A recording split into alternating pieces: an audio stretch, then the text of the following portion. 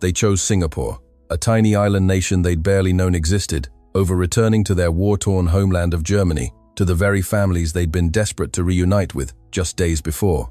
It was a stark, almost absurd reversal. Must we really go back to Germany? That was the raw, trembling question Anja, a brilliant two-year-old medical student from Humboldt University of Berlin, whispered to me, Lim Wei, a medical exchange coordinator who'd witnessed everything unfold. Just a week prior, Anja and her cohort of 15 other exceptional young German women. The future of German medicine, from universities in Berlin, Hamburg, and Munich, were flying back from an East Asian emergency medical symposium in Seoul. Their flight, headed straight for Berlin, was supposed to return them to the grim reality of hospitals struggling under the weight of conflict, but fate, or perhaps a cosmic intervention, had other plans. Mid-flight, high over the South China Sea, the engines coughed, sputtered, and died, forcing an emergency landing at the nearest international airport, Changi, Singapore. You know, these young women, who'd never even thought about Singapore before, found themselves, just 5 days after that unexpected landing, collectively refusing to board their flight home. Their original journey was a brief respite, a professional obligation to present reports on the collapse of medical infrastructure back home. They were due back in their respective hospitals the very next day, plunging back into a reality of constant air raid sirens, dwindling medical supplies, and the crushing weight of treating wounds that never seemed to heal. Anja later confided in me, her voice still carrying the ghost of that moment when the captain announced the emergency landing. We just accepted it. We'd survived a war, only to die in a plane crash?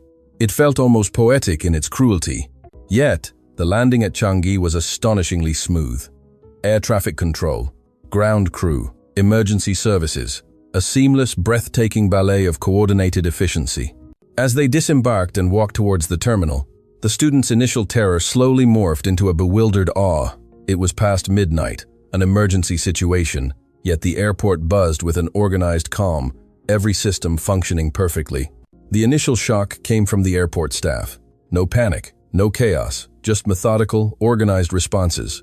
Within 10 minutes, a Ukrainian-speaking interpreter arrived, calmly explaining the situation, soothing their frayed nerves. Katarina, a 21-year-old from the University of Hamburg, a city scarred by its own history, remarked with wide eyes, "In Berlin, you'd never see such a rapid, multilingual response at the airport, not even on a good day." Immigration was a blur. Special arrangements, whisking them through procedures that would typically take hours, completed in just 30 minutes. Their luggage, all 16 pieces, arrived swiftly, without a single bag misplaced. Lena, 20, from Ludwig Maximilian University of Munich, was visibly moved, saying, "Even in Europe, I haven't seen such efficiency. This is something else." But what truly resonated was the quiet compassion. Free refreshments, hot drinks, an offer to arrange hotels and onward flights.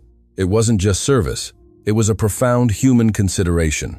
Anja, tears welling, confessed, "In wartime Germany, receiving such basic human kindness feels like a dream.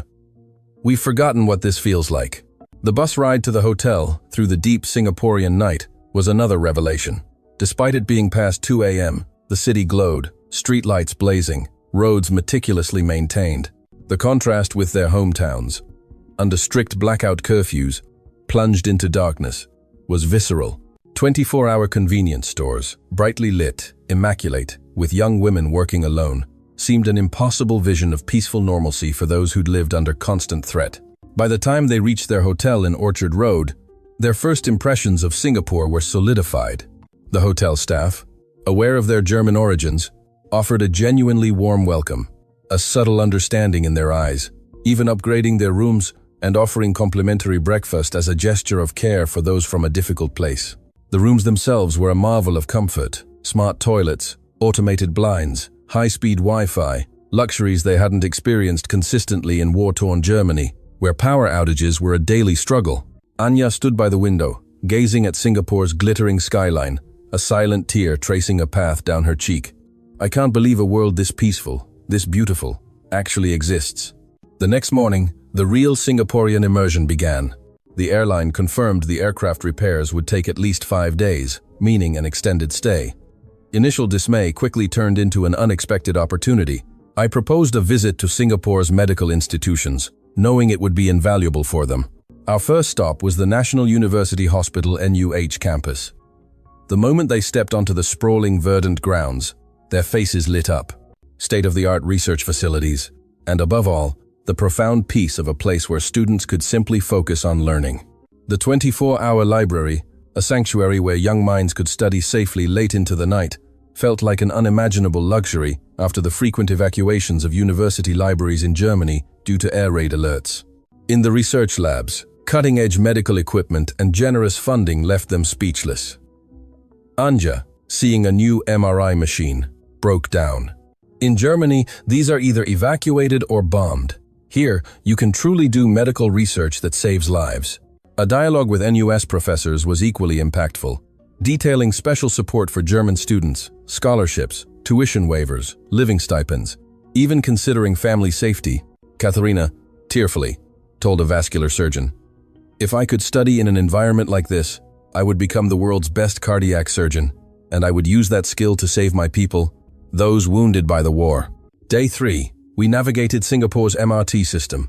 I wanted them to experience the pulse of daily life. Dhoby Ghaut, MRT station, a sprawling underground labyrinth, initially overwhelmed them, but the clarity of the signboards and omnipresent English navigation impressed. Then came the platform. Peak hour, yet an astonishing order. Everyone queued naturally, behind the yellow line, patiently waiting. Katharina marveled. In Berlin, even at the Hauptbahnhof, you don't see this level of self-discipline. When the train arrived, another surprise. People automatically made way for alighting passengers before boarding. No one taught them.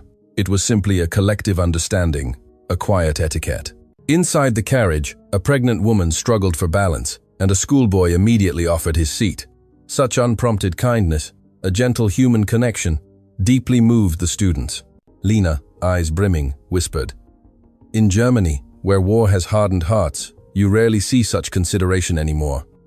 The beauty of the people's souls here shakes my very being." Later, at Orchard Road, Singapore's renowned pedestrian area, thousands of people moved in an intricate dance, yet remarkably, no one bumped into each other. It was a fluid, organic flow. That's when the unexpected happened. Lena, who'd been on exchange for linguistics, suddenly fainted. The unfamiliar environment, jet lag, and underlying anxiety about her family had clearly taken their toll. I dialed 995, the emergency number. To our astonishment, the ambulance arrived in 4 minutes. In Germany, due to the war, emergency services were often crippled. You never knew if an ambulance would even make it. This speed left the students dumbfounded. The paramedics were exceptional, calmly assessing Lena's condition, communicating in simple English, and providing immediate first aid, their gentle words reassuring her. She was transported to Singapore General Hospital, SGH, where the students experienced Singapore's emergency medical system firsthand. Registration was swift. A dedicated counter for foreign patients was opened, and within 15 minutes, both Ukrainian and German interpreters were arranged, erasing any language barriers. The doctor's examination was thorough yet reassuring, diagnosing stress-induced hyperventilation, needing only rest. The speed of diagnostics was incredible. Ultrasound results in 20 minutes, and immediate ECG interpretation. In Germany, similar tests could take days. What truly astonished them was the cost. For foreigners, the emergency medical bill was about a third of what they'd expect back home, with further humanitarian concessions. Anja, herself a future doctor, declared, "As a medical student, I believe this system is a model the world should emulate. The warmth of the entire hospital staff, from doctors to nurses to administrative personnel, treating foreign patients like family, deeply touched their souls." Lena, recovering, later told me, "My heart, wounded by war, was completely healed in this hospital. It's not just medical expertise here, it's the love for people." Leaving the hospital, their perception of Singapore had dramatically shifted. It wasn't just an advanced nation, it was a place where they truly felt the beauty of people's souls. On day 4, we explored Singapore's educational and cultural landscape, visiting Duke NUS Medical School. The library, a quiet haven open late into the night, filled with extensive collections and access to cutting-edge electronic journals, again hammered home the preciousness of an undisturbed learning environment. Back home, their university libraries were constantly under threat of attack. In the research labs, they were amazed that even undergraduates were involved in pioneering studies. Katharina, observing stem cell research in a regenerative medicine lab, saw a future that war had utterly halted in Germany. Here, she saw medical research that could change humanity's future. Lunch at the student canteen, cheap yet nutritious, eaten in peace, was another poignant reminder. In Germany, food shortages were severe. University canteens closed. The simple act of eating a meal without fear was a profound luxury. Later, we visited Sri Mariamman Temple, immersing ourselves in Singapore's vibrant multicultural heritage. The temple's solemn atmosphere, centuries-old architecture, meticulously preserved, untouched by conflict, resonated deeply. Lena prayed silently, remembering the churches and historical sites lost to war in Germany. Seeing the beauty of cultural heritage preserved here, I learned the preciousness of peace, she reflected. A tea appreciation ceremony that afternoon taught them the Singaporean spirit of mindfulness. They found the philosophy of quiet contemplation and consideration for others, healed hearts hardened by conflict. Then, on the morning of day 4, the moment of truth arrived. The airline informed us the plane repairs were complete. They could depart that very evening. My expectation of relief, of joy, was met with a stunned silence, a palpable dread. In the hotel lobby, preparing to leave, not a single smile. Anya approached me, her voice trembling. "Vey, do we really have to go back? In these 4 days, we've learned what true peace is, how beautiful a world without war can be, how warm people's hearts are. We found our true calling as doctors here. This is where we can learn to practice medicine that genuinely saves lives." The others echoed her sentiments, their voices thick with emotion. Katharina, tears streaming, said, "Even if we return to Germany, we don't know when the next air raid will come. Our research facilities are destroyed, life-saving medicines are scarce. But in Singapore, our dreams can come true." Lena, her voice shaking, added, "In these 4 days, we've learned the beauty of the Singaporean soul. I want to be a part of this nation. I truly want to become Singaporean." As the departure time for the airport loomed, the students huddled, forming a tight circle, hands clasped, in earnest discussion. Watching them, I realized they were making a life-altering decision. Anja, standing for the group, faced me. "Wei, we've decided. We want to stay in Singapore. We want to formally apply for immigration, not as war refugees, but as people who love Singapore, who want to be doctors here. We genuinely want to become citizens of this country." I was overwhelmed, understanding their desire, yet grappling with the complexities of visas and legalities. But their resolve was unwavering. Katharina followed. "We'll contact our universities in Berlin to request leave. We'll explain to our families that we're starting new lives in Singapore." Lena, with fierce determination, vowed. "We will master Malay and Mandarin, pass the Singaporean medical exams, and contribute to this nation's healthcare. The pain we learned in war, we will use to heal Singaporean patients." On the bus to the airport, the conversations weren't about returning home, but about their new lives in Singapore. Their faces filled with a hopeful light, the anxiety of going back replaced by the excitement of a new beginning. At Changi Airport, they refused to check in. Airport staff and airline personnel were bewildered, but after my explanation, they understood. I urgently contacted Singapore's Ministry of Home Affairs, Ministry of Health, and university officials, exploring special considerations for war-affected individuals and long-term residency for medical studies. A miracle unfolded. Several medical universities, led by NUS, offered to accept them under special scholarship programs. I'll never forget the expressions on their faces when they heard the news. Pure, unadulterated joy, a mix of tears and laughter. Anja rushed to me. "Wei, thank you. Our dream has come true. We can truly live here as Singaporeans."